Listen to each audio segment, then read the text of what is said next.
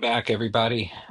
I apologize at the end of the last video. I abruptly ended because I switched screens and showed some information from work that should not be on YouTube. So we're going to pick up a type and finish up a tease right now. Look at the type signature. It takes anything, returns a string. It gives a single word string description of the native type of a value. Returning such answers as object, number, array, or null. It does not attempt to distinguish object types any further, reporting them all as an object.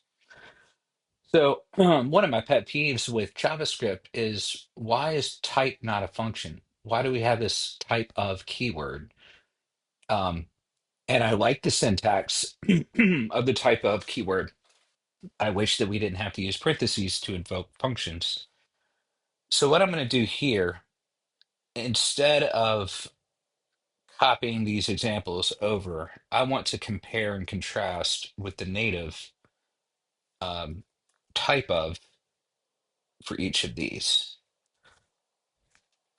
So if I do a type of object, I get object, lowercase. This gives me upper or a proper case object, um, differentiating the two. I mean, they're both objects, but this one uses the uppercase object. Let's just make sure that's the case and they're not just um, doing that in the documentation.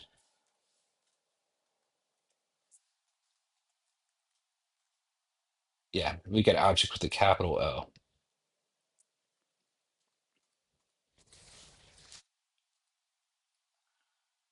So we do type of one in Ramda, we get number.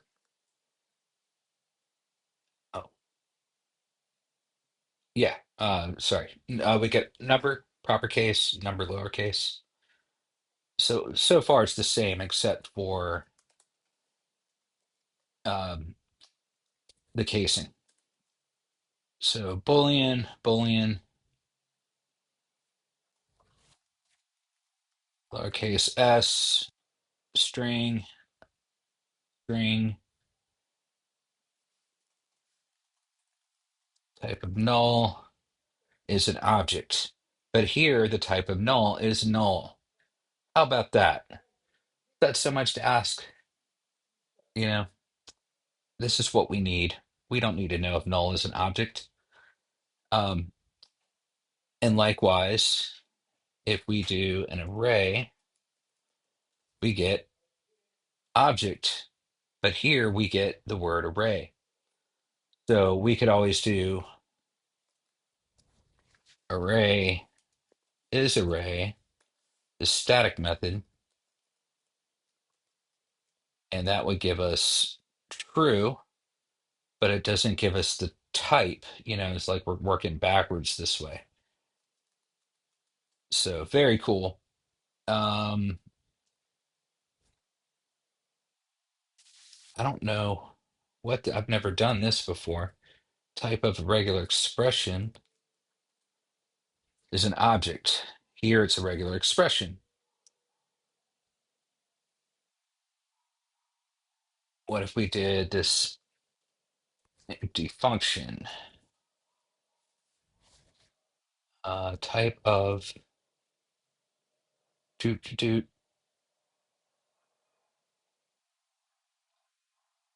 can't do that. I'm getting an error. Maybe like that. Okay, so we do get a function, but here we could do async, and we're still just get function, but here we get an async function, so that's handy. And then undefined is undefined, right? It's like you just got to memorize this stuff at some point. Yeah, undefined is undefined, and then big int. Nobody uses big int unless you're doing leak code challenges. Yeah, 32. And we get type of big int here as well as here, but Pascal case for two words like big int, async func, reg x. Um, yeah. That's type of. So when you're using this to either debug or to branch based on the type, this is going to be a lot more straightforward than using the type of keyword. And I suppose you could chain this. Let's just make sure. How could we chain that? We could say not pipe, pass it to 32, r dot inc, r dot type. We should get number. We do. We get number with a capital N. Okay, so now we're done with the types. And I like this quite a bit. A lot of these U functions were covered in the previous series that Chris did. I defer to Chris in all matters Ramda, even though he was just learning like I am. He just did a better job. Uh, so he looked at this when he looked at the apply function. So I'm going to skip it, and I'm going to skip unary, which he looked at binary, inary, and unary at the same time, as well as uncurry. He looked at curry, curry in, and uncurry in great detail. So this is a good one. I would watch his video on curry because it's pretty fundamental. And you're going to run into situations where you have more than one argument. And functional programming, the complication uh, grows quickly when you get into functions with multiple arguments, like even just two. It's like way more complicated than just one. So then we'll look at unfold. So let's start with the type signature. Um, Takes a function that goes from an A, any type A, to a list of Bs. Then it takes anything and it returns a list of Bs. So what it does is it builds a list from a seed value. So for example, down here we have the seed value, which is 10. This is like a value you're going to start with. It accepts an iterator function, which returns either false to stop the iteration or an array of length 2 containing the value to add to the resulting list and the seed to be used in the next call to the iterator function. We're looping. The iterator function receives one argument, which is the seed. Wow, I just clicked somewhere. Where was I? Way down here.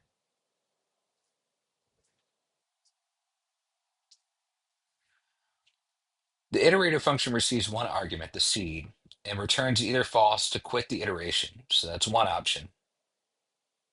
Or an array of length 2 to proceed. So if it's successful, the element at index 0 of this array will be added to the result array or resulting array. And the element at index 1 will be passed to the next call to this function. And then the seed, we also take a seed value and return the final list. So let's start with their example, which may be the best one I can come up with. So this is our function. I'm going to call it fn. This is our function. It takes an n, which is our seed value, right? It says it starts with the seed value. And then we're going to, this function is going to check if something's true or false. If it's false, so in this case, if n is greater than 50, like the seed value is greater than 50, we're going to return false and we're going to stop unfolding. Um, but if n is not greater than 50, then we're going to return this pair. And the first thing in the pair is our operation that we're going to pass to the results that we get. So the results It's going to be part of our list of Bs. And then in the next iteration, this is going to be our next seed value. It's going to be N. So this is a little bit like reduce, and it's also a little bit like the opposite of reduce, which makes no sense. But what I'm trying to say is that reduce is also called fold in some programming languages and libraries and things like that. So you take a list and you fold it down into one value. And we know we can take it's not exactly an accurate description because we could take a list and return another list or, um, a bigger value. But generally, it's used to take like a list, the values in the list, and create a new value at the end. And often we'll do something like sum, where we take a bunch of values and fold them down into one number. But this is taking the number and unfolding it into a list. So if we use this and do r.unfold, and we pass it our function and then a seed value, and here they use 10, we run it. Let's walk through what's going on. So the seed value is 10, so that's N. 10 is not greater than 50, so it's not false. So we return the negative N, which is negative 10 in this case. And then we call this function again with the new seed value, where we increment 10 to 20. Now N is 20. 20 is not greater than 50. So we go back to this branch again, and we add our next value to the list, which is going to be negative 20. And then we call the function again with this new seed, or I guess first we reset the seed, maybe. So we increment the seed by 10, and now in the next loop, N is going to be 30, and so on, until we get to at some point N is going to be 40, and then we increase it to 50. 50 is still not greater, it's equal. So we do it again where N is 60, but we check and 60 is greater than 50. So we return false and we stop the loop. And then we return back whatever, um, we're going to return this guy here, the the N, but it's still in an array. All right. So this second argument is essentially just setting up the next loop, or setting up the value of N for the next loop. So I struggle to really think of a useful thing for this. And if anybody has an example, let me know. Uh, but it's here if you want it. And of course, we're just kind of taking a tour, right? So the next one is union. And I think union was covered as well when he did difference, because there's a lot of these um, functions, set related functions, like the capital uh, proper case set, like a list of unique items. It combines the two lists into a set, meaning no duplicates, composed of the elements of each list, right? So this is very simple. It's basically combining these two lists and removing the duplicates. That's essentially what it's doing. So let's taste, let's test that theory.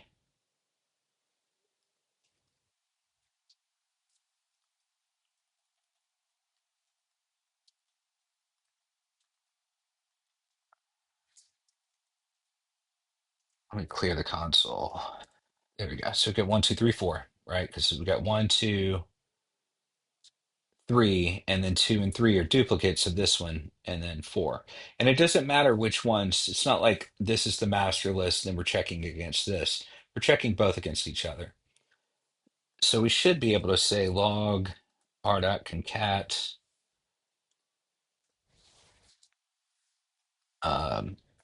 one, two, 1, 2, 3 with 2, 3, 4, and that would give us 1, 2, 3, 2, 3, 4. And then how would we get rid of the duplicates? I guess we would just use a new set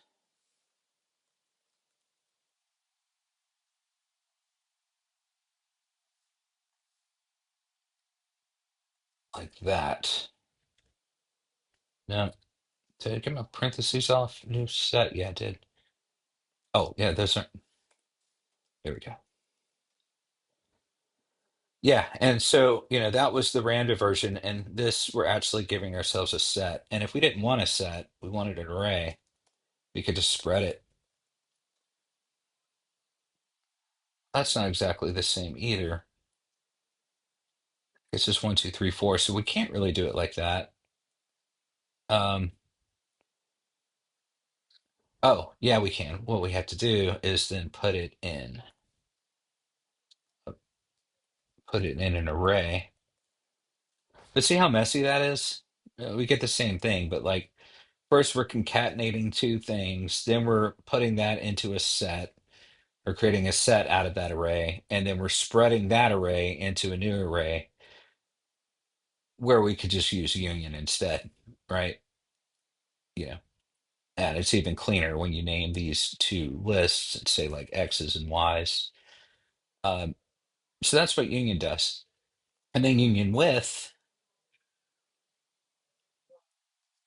and we never looked at the type signature, but it just takes two arrays of anything and returns a new array of anything, whatever's in these things.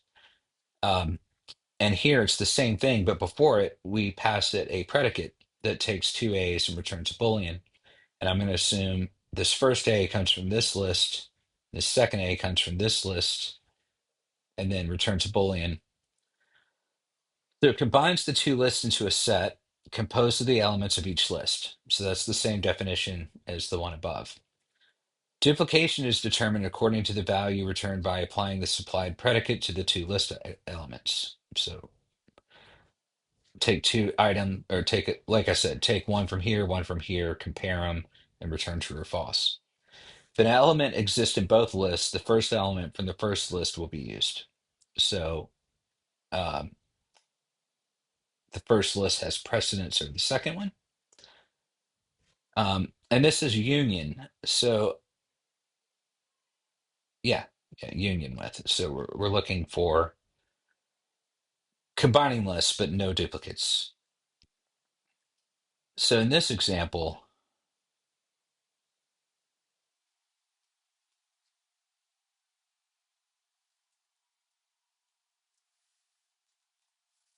we've got list one and list two, and each list contains two objects. All of them have the property A, but different values.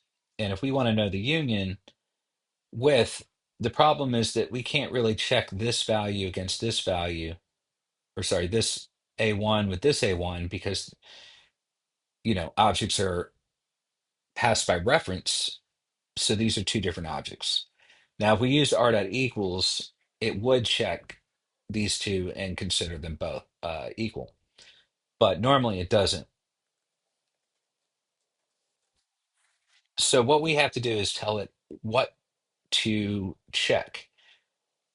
So if we pass this, let's just do it.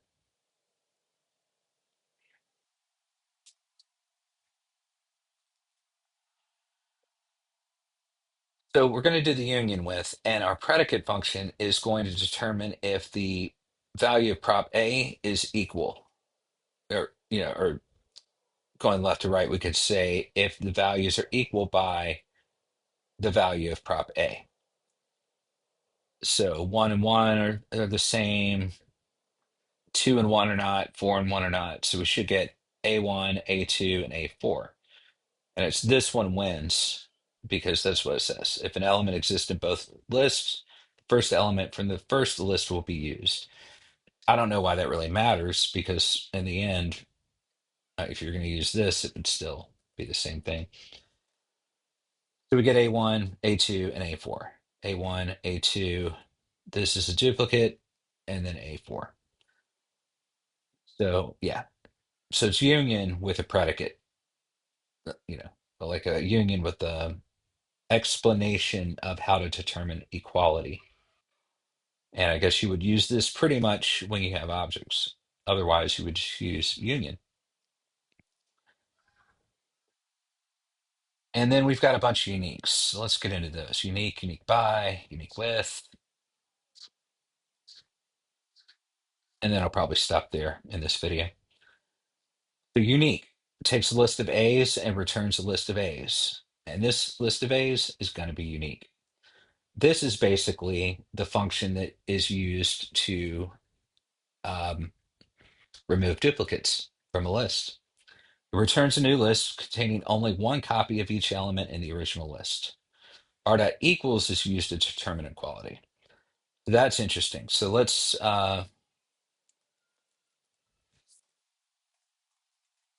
look at that. We've got R dot unique,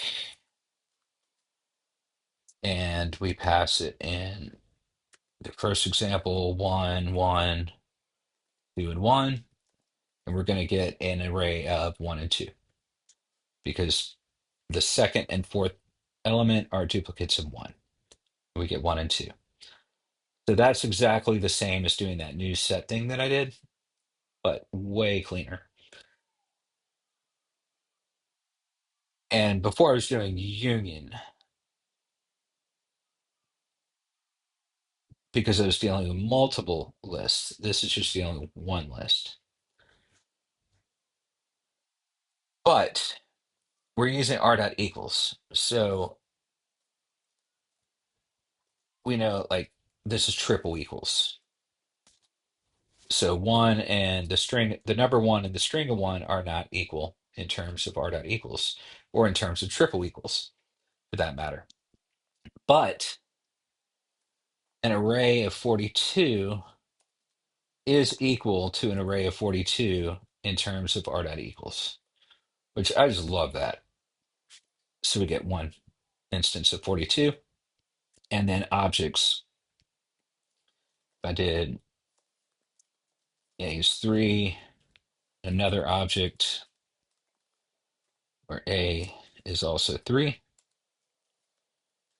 we just get not what I expected. Okay, so here that doesn't work. So it doesn't work in terms of r dot equals. I don't understand why that's not equals. That is not what I expected. Oh, that's checking two objects. We're operating on a list. It's right there in the type signature. Now we get a list of just A and 3. And likewise, in my previous example, what I should have done is checked a list of two lists.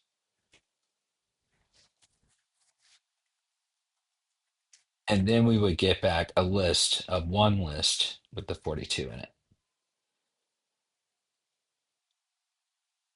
But if we use unique by,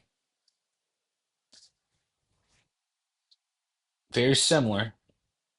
We're taking a list and returning a list, but before that we also take a function that goes from A to B, right? And so when you have a function that's like A to B that operates on a list, you're typically it's a mapping function. Maybe always, maybe most of the time. Um, and if we click on the parameters, this is a function to produce a value to use during comparison. And then this is the list of A's to consider, and it returns the list of unique items. So this returns a new list containing only one copy of each element in the original list, based upon the value returned by applying the supplied function to each list element. It prefers the first item if the supplied function produces the same value on two items, and we use r dot equals to compare. Let's grab that. The unique by, and we use math.absolute as a comparison because math.absolute takes two items. No, doesn't take what? No, math.absolute does not take two items. It takes one item, and that's what we're passing, one item at a time. So it's saying it's transforming the function because it's like a mapping function. So it's taking the -1, giving us the absolute value, gives us one. And then once we basically have like pre-formatted this list, then it just becomes unique, right? So -1, -5, 2, and 10. So it doesn't actually transform the value we're going to get back. It's just like transforming it and deciding, yeah, it's true, uh, like it transforms the values and compares the transformed values, but then it returns the original or copies of the original value. So again, we could probably do, let's do const x's, get this out of there. What did I do? What? Okay. So let's do r.pipe and let's r.map.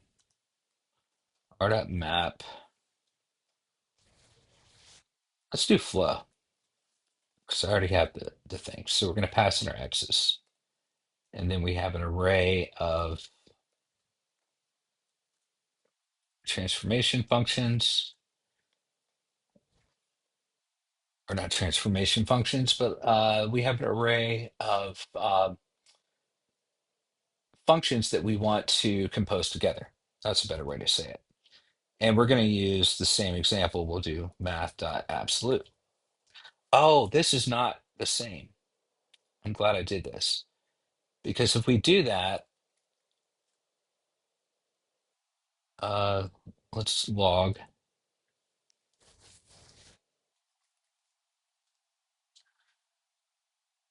We get the transformed values out. And that's not what we want. So this is not the same as mapping and then doing unique, which would work.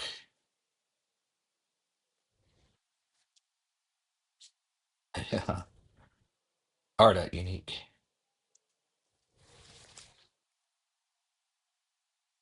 And just to be consistent, let's do like this works because it's the last thing in the flow. But let's just do it like that. Yeah. And then we get 1, 5, 2, 10, but that's not what we want. We want -1, -5, 2, 10. So yeah, there's definitely like this would be a pain. Like just to do it in one pipeline, it would be a pain. It wouldn't be hard to, it would be a little tricky. If I was going to do that without this unique by function, I would probably step through this one at a time, assigning the results to something, at least the first time, and then trying to figure out how to stitch it together. But yeah, I can see why they added this. This is like, I think, kind of necessary to be complete. And speaking of completion, let's finish off this video with uniqWith. And again, it's going to take a list and it's going to return a list. But the first argument is going to be a predicate. It's going to compare two things and return a Boolean. But we're only passing it one list. So I wonder what two things it's going to compare. And we're going to find out. The predicate used to test whether two items are equal, and the list is the array to consider, and it returns the list of unique items. Returns a list containing only one copy of each element in the original list. based upon the value returning by applying the supplied predicate to two list elements. First, the first item of two items compare equal based on the predicate. Yeah, so it must be comparing like reduce, like reduce takes the accumulator and the next value. This has got to be taken the first value, the second value, comparing them, then the second value, the third value, and comparing them, third and fourth, unless it's like sort and it compares each one with each other one. I don't know, but usage is pretty straightforward.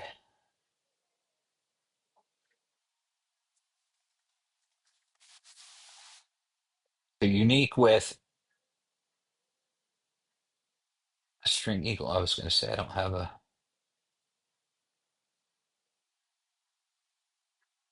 Yeah, okay. Just name this function.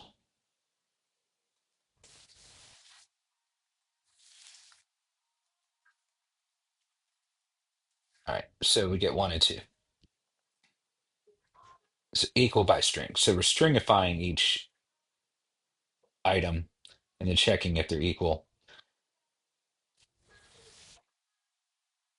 But again, it doesn't give us back the stringified version. That's just what we look at internally. And then it goes, you know, if the string version of this is equal to the string version of this, we'll get back one version of that. And it says that it prefers the first item of two items equal. That makes sense now. So these are both equal if they're stringified, but the first one wins, and the first one is a number, so that goes here. And then one and two are not equal.